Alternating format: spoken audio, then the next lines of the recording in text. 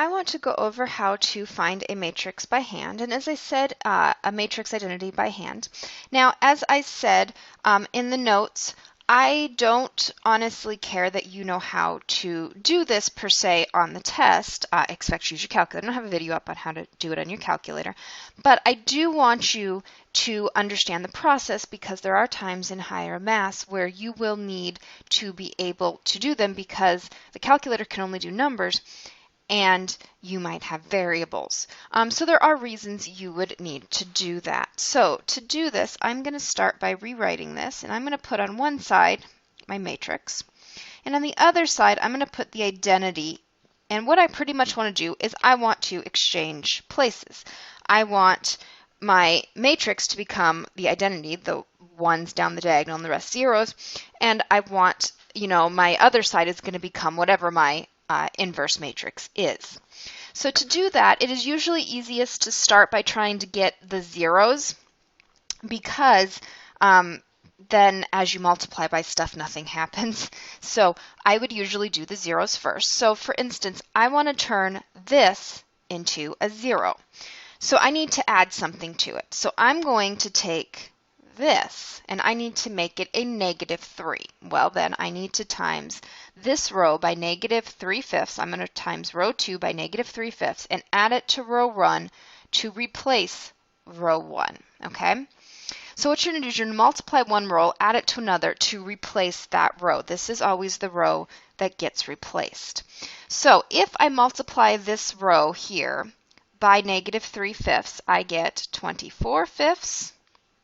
-3, I get a 0 because I'm going straight across, and I get a -3/5. And I always write this out because otherwise I get confused. And then I come back and I do my addition. So then I have -4/5 plus -5, which is going to end up with, and you can put this into your calculator if you want, or you can do this in your head. This is -25/5 is -5, right? So this is -1/5. That's a 0 because 3 plus -3, which is what we wanted. Then over here, 0 plus 1 is still 1. And then 0 plus -3/5 is -3/5. Okay. Now the bottom row, that stays the same. It doesn't change, okay? So I'm not going to replace it with this. That's just was my intermediate step, okay? Now I want to make this a 0, right?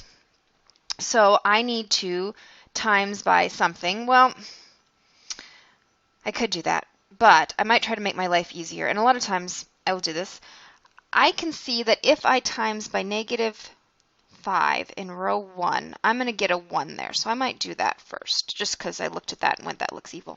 And honestly, that's pretty much what you're doing. So in this case, I don't need to add anything, so I'm just going to write it. So this is a 1.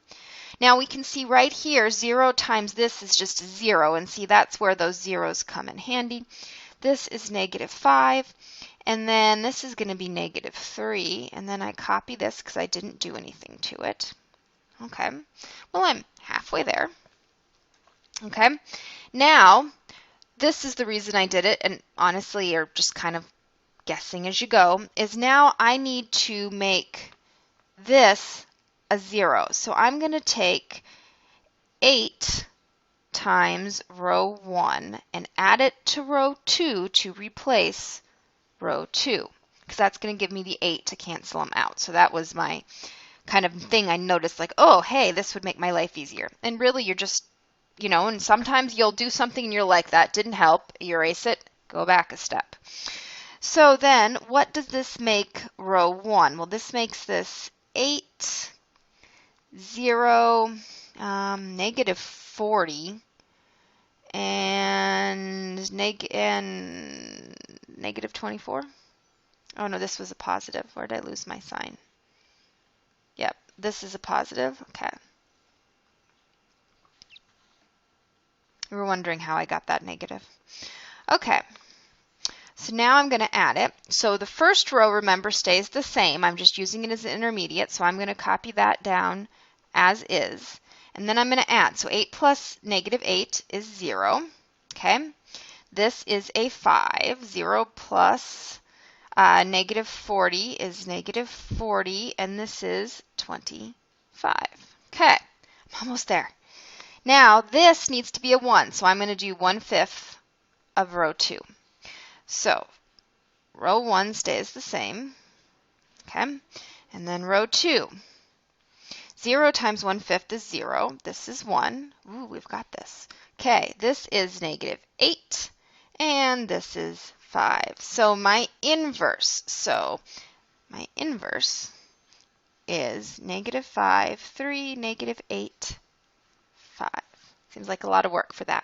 But that's the process for how we would do that. Obviously, the bigger the matrix, the harder that's going to be to go through the steps of. But hopefully that kind of shows you what you need to do and how those row transformations work.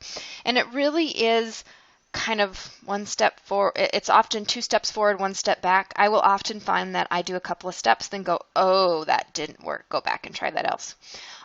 My probably biggest thing is try to get the zeros first.